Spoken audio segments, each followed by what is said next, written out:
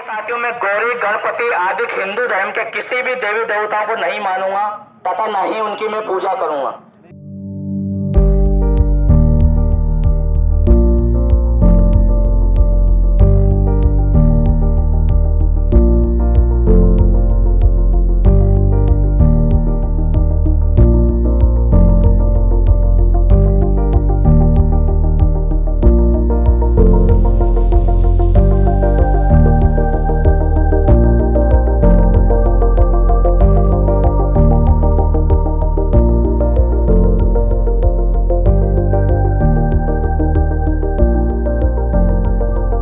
धमकी दी है मेरे लिए, मतलब मार पीटने की, और मार पीट करेंगे। ये मुझे विश्वास है इस बात का। सबसे बड़ा कारण जो कन्वर्जन का है, आज से नहीं बल्कि जो हिस्ट्री भी कहती है और सदियों से जो रहा है, वो वैदिक ब्राह्मणी जो परंपरा है उसमें जिस तरह का डिस्क्रिमिनेशन है, अनटचेबिलिटी है, एक्सप्लॉयटेशन है और जो एट्रोसिटी है खास तौर पे अनुसूचित जातियों के साथ, जनजातियों के साथ और विशेष रूप से पिछड़े हुए लोगों के साथ, नोमैडिक कम्युनिटी के साथ, तो जिनको बराबरी नहीं है समाज में या धर्म में, वो लोग अपने लिए मुक्ति का कोई दरवाजा ढूंढते हैं।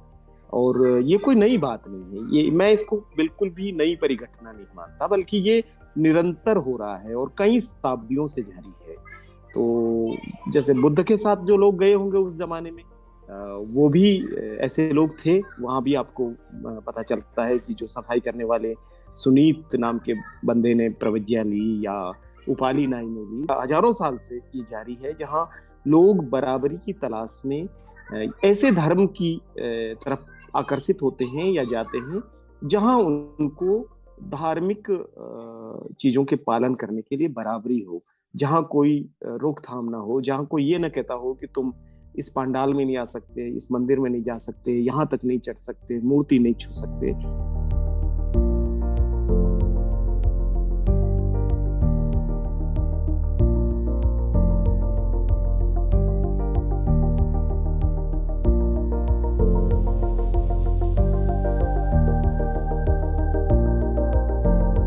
मैं सोचता हूँ कि भारत के बहुजन समाज के लिए ये कोई धर्मांतरण नहीं है, मैं इसको धर्मांतरण नहीं मानता, बल्कि ये एक सामाजिक परिवर्तन का आंदोलन है। और वो अपने ही धर्म में लौट रहे हैं, वो अपने स्वधर्म में लौट रहे हैं, वो कोई नया धर्म कहीं से अलग धर्म में जा नहीं रहे हैं। आप अगर संवैधानिक रूप से देखेंगे तो भी ये धर्म परिवर्तन नहीं है, क्योंकि कॉन्स्टिट्यूशनली भी सिख और जो बौद्ध बनते हैं लोग या उन धर्मों को स्वीकार करते हैं, उनको आप कन्वर्जन नहीं कह सकते। ये केवल जो अछूत अनुसूचित जाति समुदाय है, वो अपने स्वयं के धर्म को वापसी कर रहा है। ये घर वापसी जैसा है।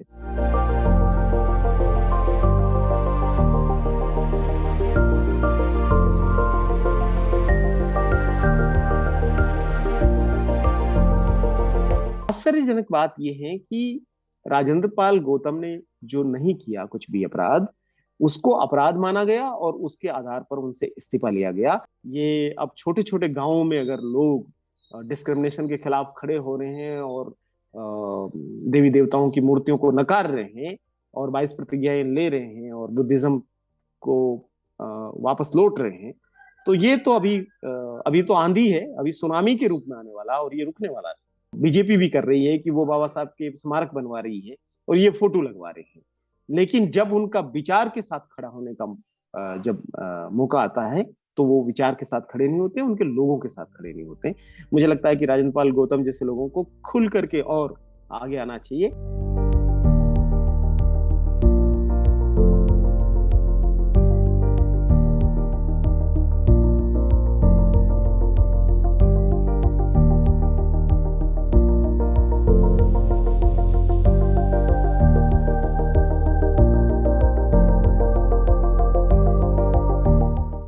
ऐसा बहुत लोग कहते हैं। हिंदू धर्म के भी बहुत सारे हिस्से हैं जहाँ वो मूर्ति पूजा के खिलाफ भी बात करते हैं।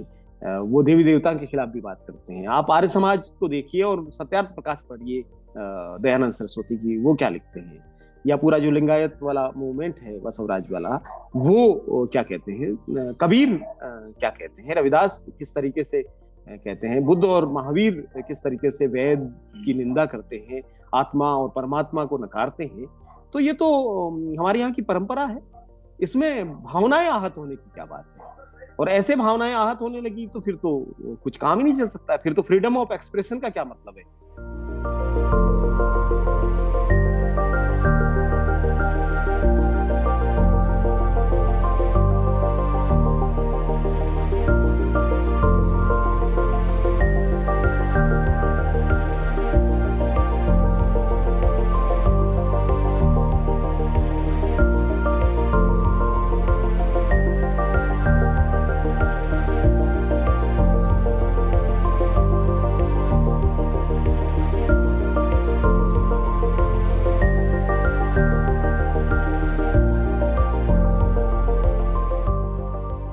केंद्र सरकार ने ये जो किया है, मुझे उसकी मंशा ठीक नहीं लगती है। उसके पीछे का जो उनका इच्छा है वो ये नहीं है कि वो दलित क्रिश्चियंस या दलित मुस्लिम्स को बराबरी में लाना चाहते हैं, बल्कि इसके पीछे साफ तौर पे राजनीति ये है कि वो एक किस्म का अंतर्द्वंद, एक कॉन्ट्रडिक्शन खड़ा करना चाहते हैं। जैसे ही इन की बालाकृष्ण जी के नेतृत्व में जब ये पूरा अध्ययन हो जाएगा और ये रिपोर्ट आएगी, और ये रिपोर्ट अगर ये रिकमेंड करती कि इनको भी देना चाहिए, तो इसके अगेंस्ट में फिर कई सारे दलित ग्रुप्स को वो खड़ा करेंगे कि हम नहीं देने देंगे।